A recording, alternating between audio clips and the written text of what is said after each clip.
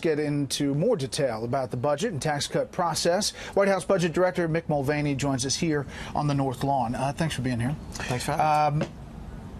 First of all, this dust-up between Senators Corker and Flake, do you see it as any problem in the effort to get their votes on tax reform? No, not really. I think at the end of the day, members of Congress, there's a couple, one or two in either chamber, who vote based upon personalities and how they feel about another person. Most of them vote on legislation based upon the merits of the legislation. I think that whether or not the tax bill passes, and I think it will pass, will rise and fall with the merits of that piece of legislation.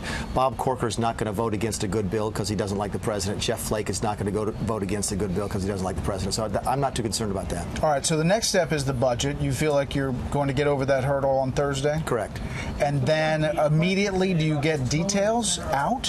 Yeah, well, I think the hearings will start the next week. In fact, I think they said they might float a first draft of the actual bill next week. Keep in mind, we sort of glossed over real quickly there the importance of having the House pass this budget on Thursday.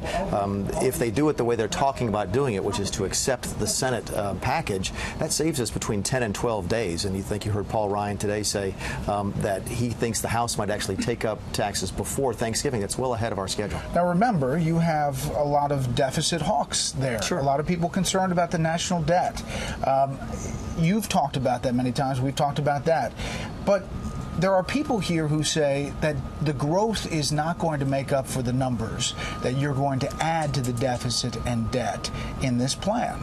I just happen to think they're wrong. I think that we've got a chance here to grow the economy. You and I have talked about this before, but the chance to grow an American economy at 3%, maybe more. In fact, we're already at 3% right now, it looks like, without this tax bill having passed. If we can get above 3%, the amount of money that generates to the Treasury is fantastic. Over 10 years, it could be $2.5 trillion new dollars to the government. Americans get wealthier. Yeah, the rich get richer, the middle class get richer, the poor get richer, but so does the American government, and that's how you close that deficit gap. There were some lawmakers in Kansas who said the same thing. They had a big tax cut.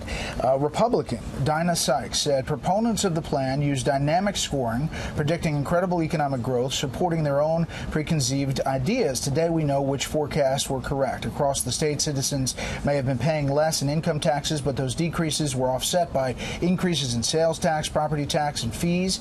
So basically the changes were not enough to put the state on the right path. She goes on to say that the state functioned as though the Great Recession had never ended, and that was a tax cut package. So you have to convince those folks that the growth is going to make up for it. Sure, and I think I can do that because Kansas's economy is not the American economy. The Kansas economy is heavily reliant on commodity prices, agricultural prices, and so forth, and they tried that. They cut those taxes as they went into a really bad time for ag, and I think it reflected itself in the larger economy. The larger American economy is much more resilient, much more vibrant, and much more able to respond to positive stimuli such as tax reform. You think you can get Democrats?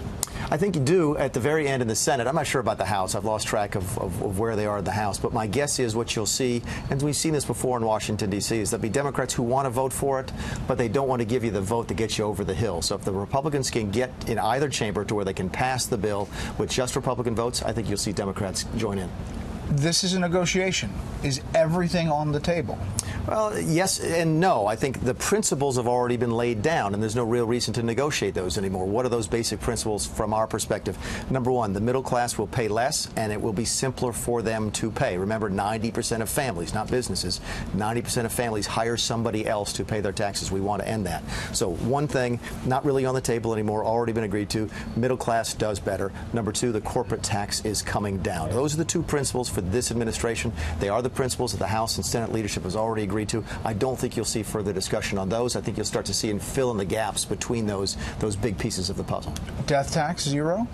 We want it to go away. Going in, but that's a possible negotiation. Look, there's one way to look at it. Should death be a taxable transaction? Estate tax, let's call it. Exactly. Estate tax, death tax, it's all the same thing. You die, you have to pay a tax. Why is dying something that gets the federal government into your life? I think that's something that a lot of Republicans, and I think if they were honest with themselves, a lot of Democrats would agree with. Death should not be a tax. taxable transaction. And state and local taxes. Yeah, if you and I live in different states, and we do, and let's assume we make the same amount of money, which we don't, but let's assume for sake of discussion we do, shouldn't we pay the same amount of federal tax? I think the answer is yes.